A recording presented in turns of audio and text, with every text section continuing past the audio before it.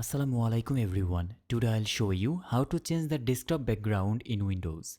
If you are new here, don't forget to subscribe to Mr. TECHFOX for more quick tech tutorials. Let's get started.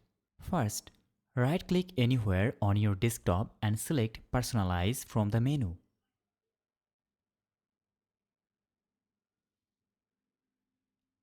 This will open the settings window where you will be taken to the background section automatically. Now, under the background drop-down, you can choose between picture, solid color or slideshow. If you want to use a specific picture, click Browse. Now, find the image on your computer and select it.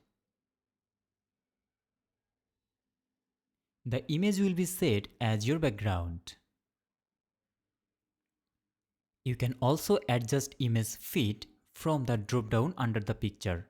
It can be fill, stretch, center, etc. On the other hand, if you prefer a solid color, simply choose solid color from the drop-down and pick your favorite color. I'm gonna choose this seafoam teal color.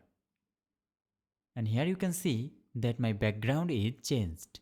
That's it. You have just changed your desktop background.